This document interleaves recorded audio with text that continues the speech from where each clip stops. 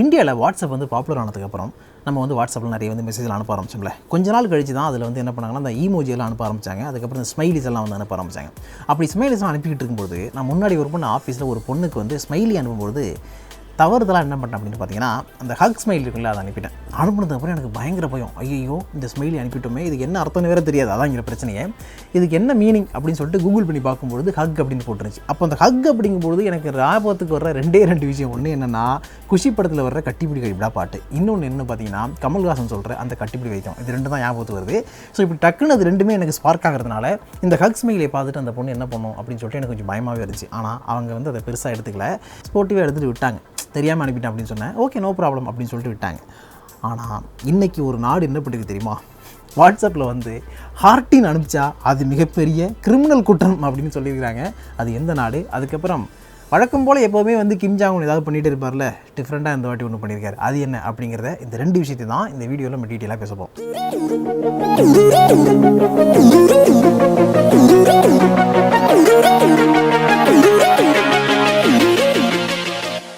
Welcome to நவீனோ with me வீரா. வாட்ஸ்அப்பில் ஹார்ட்டின் smiley அனுப்பிச்சா சிறை தண்டனை சொன்னது தெரியுமா? அது எந்த நாடு அப்படின்னு கேட்டிங்கன்னா சவுதி அரேபியா தான். சவுதி அரேபியா பற்றி நம்ம நிறைய விஷயங்கள் கேள்விப்பட்டிருக்கோம். அதாவது கண்ணுக்கு கண் பல்லுக்கு பல் அப்படிங்கிறதான் சவுதியோட சட்டம் அப்படின்ட்டு நிறைய சொல்லுவாங்க. அதாவது மிகப்பெரிய குற்றங்களில் ஈடுபடுறவங்களுக்கு தூக்கு தண்டனை கொடுக்கறது, இல்லைனா பொது இடத்துல கட்டி தொங்க விட்டு கல்லால் அடிக்கிறது, இந்த மாதிரி நிறைய நம்ம வந்து கேள்விப்பட்டிருக்கோம். அதுக்கப்புறம் வந்து இந்த கசையடி தண்டனை அதெல்லாம் இருக்குது. பட் ரீசெண்டாக இந்த கசையடி தண்டனைலாம் இனிமேல் யாருக்கும் கொடுக்கக்கூடாது, அதுக்கு பதில் ஃபைன் போடலாம் அப்படின்லாம் சவுதி அரேபியா வந்து பிளான் பண்ணாங்க. அது மட்டும் இல்லாமல் மரண தண்டனையும் குறைக்கணும் அப்படின்னு சொன்னாங்க. இந்த மாதிரி பல முயற்சிகள் சவுதி அரேபியாவில் நடந்துகிட்டு இருக்கு. இருந்தாலும் தண்டனைகள் அப்படின்னு வரும்பொழுது பல்லுக்கு பல் கண்ணுக்கு கண் அப்படிங்கிற கான்செப்ட் வந்து சவுதி அரேபியாவில் இருக்குங்கிற நம்பிக்கை தான் பரவலாக இருந்துகிட்டு இருக்கு. அதே மாதிரி தான் அவங்களுடைய சட்டத்திட்டங்கள் எங்கே சவுதினா கொஞ்சம் டேஞ்சர்ப்பா, எங்கே போய் எதுவும் பண்ண முடியாதுப்பா அப்படின்ற மாதிரி நம்ம ஒரு ஆட்களே வந்து பேசிக்கிறத நம்ம நிறைய கேட்டிருக்கோம். இப்போவும் அதே மாதிரி ஒரு சம்பவம் நடந்திருக்கு. என்ன விஷயம் அப்படின்னு பார்த்தீங்கன்னா, நம்ம வாட்ஸ்அப்பில் சேட் பண்ணும்போது நிறைய ஸ்மைலி அனுப்புவோம். அதுக்கப்புறம் வந்து ஸ்டிக்கர்ஸ் எல்லாம் பயங்கரமாக நம்ம அனுப்பிக்கிட்டு இருக்கோம்ல. ஆனால் அவங்க வந்து அந்த ஸ்மைலிலேயே வந்து குற்றம் கண்டுபிடிக்கிறாங்க. என்ன ஸ்மைலினா ரெட் ஹார்ட் ஸ்மைலி இருக்குல்ல, அந்த ரெட் ஹார்ட் ஸ்மைலியை யாருக்காவது நீங்கள் அனுப்புறீங்கன்னா அந்த ஸ்மைலியை பார்த்து அவங்க பயங்கர டென்ஷன் ஆகி கம்ப்ளைண்ட் பண்ணுறாங்கன்னு வச்சுங்களேன், அவ்வளோதான், உங்களுக்கு 2 வருஷத்துலேருந்து 5 வருஷம் வரைக்கும் சிறை தண்டனை உறுதி. அது மட்டும் இல்லாமல் கிட்டத்தட்ட 20 லட்சம் ரூபா, இந்திய மதிப்பில் 20 லட்சம் ரூபா வரைக்கும் ஃபைனும் உறுதி அப்படின்னு சொல்லியிருக்காங்க. ஸோ ரெட் கார்ட் ஸ்மைலி அனுப்புனா 2 வருஷத்துலேருந்து 5 வருடங்கள் சிறை தண்டனை, அதுக்கப்புறம் 1 லட்சம் சவுதி ரியால் ஃபைன் கட்டணும். சவுதி அரேபியாவுடைய ஆன்டி ஃப்ராட் அசோசியேஷனில் மெம்பராக இருக்கவர் தான் அல் மோதாஸ் குத்தி. இவர் தான் இந்த விஷயத்தை பப்ளிக் மீடியாவுக்கு சொல்லியிருக்காரு. இது சம்மந்தமாக இந்த குத்பி என்ன சொல்லியிருக்காருன்னா, இந்த காலகட்டத்தில் வாட்ஸ்அப் பயன்பாடுங்கிறது ரொம்ப அதிகரிச்சிருக்கு. நிறைய பேர் வந்து சேட் பண்ணிக்கிட்டு இருக்காங்க. அப்படி சேட் பண்ணும்போது சேட் பண்ணக்கூடிய நபருக்கு உண்மையிலேயே இவங்க கூட சேட் பண்ணுறதுக்கு விருப்பம் இருக்கா இல்லையாங்கிறது தெரிஞ்சிக்காமலேயே பயங்கரமாக வந்து இஷ்டத்துக்கு எல்லாத்தையும் அனுப்பிக்கிட்டு இருக்காங்க. அப்படி அனுப்பப்படுற ஒன்று தான் இந்த heart image, red card image. இப்படி ரெட் கார்ட் இமேஜ் அனுப்புறது வந்து சவுதி அரேபியா சட்டப்படி இனிமேல் குற்றம் அப்படின்ட்டு இருக்காரு. எந்த வகையில் குற்றம் அப்படின்னா, எதிரில் சேட் பண்ணிக்கிட்டு இருக்கக்கூடிய அந்த நபரை வந்து துன்புறுத்தக்கூடிய வகையில் இது குற்றம். அதாவது நீங்கள் அவரை டிஸ்டர்ப் பண்ணுறீங்க, சும்மா தொந்தரவு பண்ணுறீங்க அப்படின்னு அர்த்தம் ஹார்ட் நினச்சிங்கன்னா அப்படின்னு அவர் சொல்லியிருக்காரு. அது மட்டும் இல்லாமல் இன்னொரு விஷயம் என்னென்னா, எதிர்மனையில் இருக்கிற நபர் கூட நீங்கள் சேட் பண்ணும்போது அந்த நபர் உங்கள் கூட இன்ட்ரெஸ்டடாக சேட் பண்ணுறாரு அப்படிங்கிறத தெரிஞ்சுக்கிட்டு சேட் பண்ணுங்கள். அப்படி இல்லாமல் அவர் ஏதோ வேறு வேலையில் இருக்கும்பொழுது நீங்கள் பாட்டுக்கு மெசேஜ் அனுப்பிட்டே இருக்கீங்க, சேட் பண்ணிட்டு இருக்கீங்கன்னா அதுவும் ஒரு வகையில் குற்றம் தான் அப்படின்னு குத்பி சொல்லியிருக்காரு. அதுலேயும் இந்த ரெட் கார்ட் இமேஜ் இருக்குல்ல, இந்த ரெட் கார்ட் இமேஜ் அனுப்புறது இருக்குல்ல, அது வந்து ரொம்ப ரொம்ப ரொம்ப ரொம்ப ஒரு நபரை வேணுமுன்னே போயிட்டு வாண்டடாக அவங்க விரும்பத்தகாத வகையில் தொந்தரவு பண்ணுறது சமமானது அப்படின்னு குத்பி சொல்லியிருக்காரு. அதுக்கப்புறம் பாலியல் துன்புறுத்தல் பண்ணுற மாதிரி ரோஸ் அனுப்புறது, மெசேஜ் அனுப்புறது, அதுக்கப்புறம் சேட் பண்ணுறது, அண்ட் முக்கியமாக வந்து இந்த ரெட் ஹார்ட் இமேஜ் அனுப்புறது, இந்த மாதிரியான சம்பவங்களில் ஈடுபட்டாலும் அதுவும் குற்றம் தான். இதில் வந்து பெண்ணுக்கு ஆண் அனுப்புறது அப்படிலாம் கிடையாது. ஆணுக்கு பெண் அனுப்பிச்சாலும் குற்றம், அதே நேரத்தில் ஒரு பெண் ஆணுக்கு அனுப்பிச்சாலும் குற்றம். ஓகேவா? இந்த விஷயத்தில் அவங்க வந்து கிளியராக இருக்காங்க.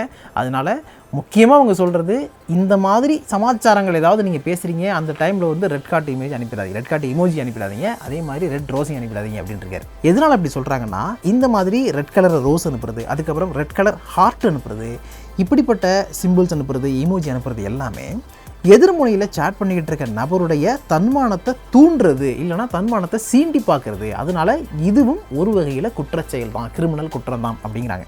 சவுதி அரேபியாவில் நிறைய சட்டத்திட்டங்கள் இருக்குது. திடீர்னு வாட்ஸ்அப்பில் ஹார்ட் அனுப்புறவங்க எல்லாம் தூக்கி உள்ளே போகணும் அப்படிங்கிற சட்டம் ஏன் வருது அப்படின்னு கேட்டிங்கன்னா, ரீசெண்ட் டைமில் வந்து அங்கே இருக்கக்கூடியவங்க நிறைய பேர் கிரைம் பிரான்ச்சில் புகார் பண்ணியிருக்காங்களாம். இந்த மாதிரி நிறைய பேர் எனக்கு வந்து ஹார்ட் அனுப்பிச்சு டார்ச்சர் பண்ணிட்டே இருக்காங்க, இதயத்தை அனுப்பிச்சு தொல்லை பண்ணுறாங்க அப்படின்னு சொல்லிட்டு பயங்கரமாக கம்ப்ளைண்ட் பண்ணுறாங்க. இப்படி கம்ப்ளைண்ட் பண்ணுடைய விளைவு தான் சட்டத்தை போடு அப்படின்னு சொல்லிட்டு போட்டுக்கிறாங்க. ஆக்சுவலாக அந்த மாதிரி ரெட் கார்டு எமோஜிலாம் அனுப்பும்பொழுது என் இதயத்தையும் உனக்கு கொடுக்குறேன் அப்படின்ற மாதிரி ரொம்ப ஃபீல் பண்ணி அனுப்புவாங்கல்ல, அவ்வளோதான். இனிமேல் அப்படிலாம் அனுப்பிச்சா மௌனம் இங்கே வா அப்படின்னு சொல்லிட்டு பிடிச்சி உள்ளே வச்சுருவாங்க. அண்ட் வந்து ஹார்ட் இமேஜ் அனுப்பிச்சாலே உள்ளே வச்சுருவாங்களா அப்படின்னு கேட்டிங்கன்னா அதெல்லாம் கிடையாது. யாருக்கு நீங்கள் அனுப்புறீங்களோ அதை ரிசீவ் பண்ணிட்டு நபர் வந்து கம்ப்ளைண்ட் பண்ணணும். எப்படி கம்ப்ளைண்ட் பண்ணணும் அப்படின்னா, இவன் எனக்கு ஹார்ட் அனுப்பிச்சு டிஸ்டர்ப் பண்ணிட்டே இருக்கான், சும்மா ரோஸ் அனுப்பி டிஸ்டர்ப் பண்ணிட்டே இருக்கான், இதனால் நான் பயங்கரமாக மன உளைச்சல் ஆகிறேன், எனக்கு இதை பிடிக்கல அப்படின்ற மாதிரி அவங்க கம்ப்ளைண்ட் பண்ணாங்கன்னு வச்சுக்கோங்க, அவ்வளோதான். உங்களுக்கு வந்து அவங்க எந்த அளவுக்கு பாதிக்கப்பட்டிருக்காங்க, எந்த அளவுக்கு ஸ்ட்ராங்காக புகார் கொடுக்குறாங்களோ அதனுடைய அடிப்படையில் குறைஞ்சபட்சம் 2 வருஷம், அது கீழே கிடையாது. ஸ்டார்டிங் தண்டனை 2 வருஷம் சிறை தண்டனை அப்படின்னு ஸ்டார்ட் ஆகுது.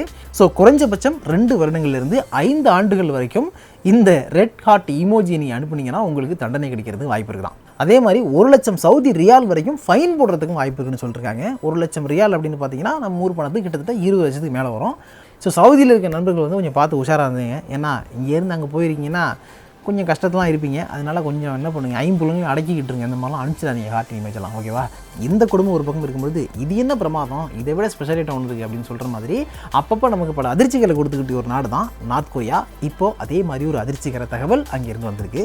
என்ன விஷயம்னா, நார்த் கொரியாவில் சரியான நேரத்தில் பூக்களைங்கிற காரணத்தினால அந்த பூச்செடிக்கு தண்ணி ஊற்றின தோட்டக்காரரை வந்து வதை முகாமுக்கு அனுப்பிச்சிருக்காரு நம்ம நார்த் கொரியாவுடைய அதிபராக இருக்கிற கிம் ஜாங் உன். இப்போது நார்த் கொரியாவுடைய அதிபராக இருக்கிற கிம் ஜாங் உன்னுடைய அப்பா தான் கிம் ஜாங் இல். இவர் வந்து கிட்டத்தட்ட ஒரு 14 வருடங்கள் நார்த் கொரியாவை ஆட்சி பண்ணவர். இவருடைய பிறந்த நாளை வெகு விமர்சையாக கொண்டாடுவாங்க. பட் இவருடைய இறந்த நாள் அப்படின்னா ஒட்டுமொத்தமாக நார்த் கொரியா நாடே வந்து சோகமாக தான் இருக்கணும் அப்படிங்கிறது அரசனுடைய விதியாக இருக்கும், கட்டுப்பாடாக இருக்கும். கடந்த டிசம்பர் மாதம் தான் இவருடைய இறந்த நாள் இருந்துச்சு. அதுக்காக 10 நாளைக்கு முன்னாடிலேருந்து அந்த நாட்டில் வந்து சூதாட்டத்துக்கு தடை, மாது மாதிரியான பழக்க வழக்கங்கள் தடை, யாரும் வந்து ஒழுங்காக சோறாக்கி திங்கக்கூடாதுங்கிற ரேஞ்சுக்கு வந்து நார்த் கொரியாவுடைய அதிபராக இருக்கிற கிம் ஜாங் உன் நிறைய கட்டளைகள்லாம் போட்டார்.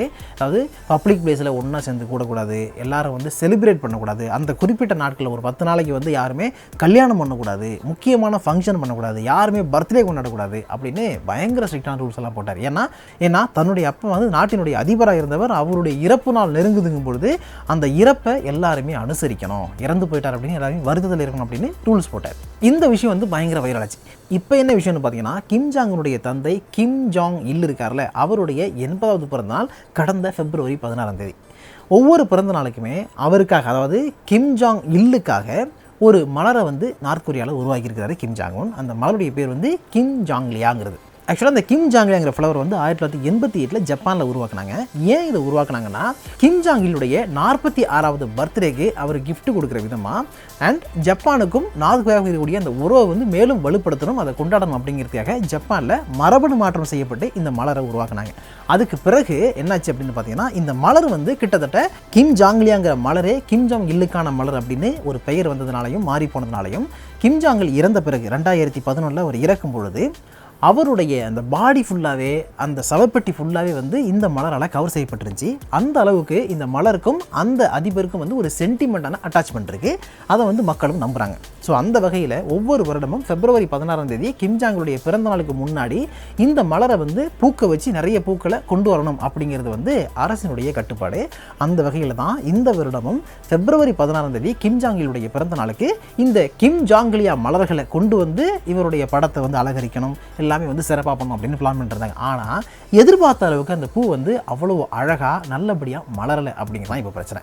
ஸோ குறிப்பிட்ட டைமில் பிப்ரவரி 16ஆம் தேதி கிம் ஜாங் இல்லுடைய அந்த பிறந்த நாள் அன்னைக்கு இந்த மலர்கள் மலர்றதுக்கு என்ன காரணம் அப்படின்னு பயங்கரமாக வந்து கிம் ஜாங் ஒன்று கோவம் வந்துருச்சு. கோவம் வந்து சம்மந்தப்பட்ட அதிகாரிகளை கூப்பிட்டு விசாரிச்சிருக்காரு. விசாரிக்கும் பொழுது தோட்டத்தில் இந்த பயிர் ஒழுங்காக வளரலை, ஒழுங்காக மலரலை அப்படின்னு அவங்க பதில் சொல்லியிருக்காங்க. ஸோ அந்த தோட்டத்தை மேற்பார்வையிடுவாங்கல்ல, அந்த 2 சூப்பர்வைசரையும் கூப்பிட்டு பயங்கரமாக திட்டிருக்காரு. திட்டினது மட்டும் இல்லாமல், என் தகப்பன் பிறந்த நாள் அன்னைக்கு இந்த பூக்காமல் போனதுக்கு நீ தான் காரணம், நீ ஒழுங்காக வேலை பார்த்து அங்கே தோட்டக்காரங்கள்லாம் ஒழுங்காக ஒர்க் பண்ணுறாங்களா அப்படிங்கிறத செக் பண்ணுறீங்கன்னா எங்கள் அப்பா பிறந்த நாளைக்கு இந்த பூத்திருக்கும். ஸோ ஒழுங்காக வேலை பார்க்காதனால ஒன்று 2 பேரையும் நான் 6 மாதத்துக்கு வதை முகாமுக்கு அனுப்புகிறேன் போடா அப்படின்னு சொல்லிட்டு 2 அதிகாரிகளையும் வதை முகாமுக்கு அனுப்பியிருக்காரு. வதை முகாமுக்கு அனுப்பப்பட்டிருக்கக்கூடிய அந்த தோட்ட மேற்பார்வையாளர்கள் யார் அப்படின்னு பார்த்தீங்கன்னா, கிமிலி ஜிங்கியாஸ் ஒருத்தர் பேர், இன்னொருத்தர் பேர் கிம் ஜாங்கிலியாஸ். ஒரு நாட்டினுடைய மிகப்பெரிய தலைவராக இருந்தவர். அவருடைய பிறந்த நாளை கொண்டாடணுங்கிறதுக்காக ஒரு பூவையே உருவாக்கி வச்சுருக்காங்க.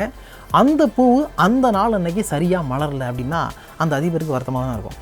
அதனால தான் அவர் கோவப்பட்டு அவங்க 2 பேரையும் சம்மந்தப்பட்ட 2 அதிகாரிகளையும் வந்து 6 மாதம் வதை முகாமுக்கு அனுப்பியிருக்காரு தண்டனைன்னு சொல்லிட்டு. நெக்ஸ்ட் இயர் February 16 இதே மாதிரி கிம் ஜாங்கிலுடைய பிறந்தநாள் வரப்போகுது.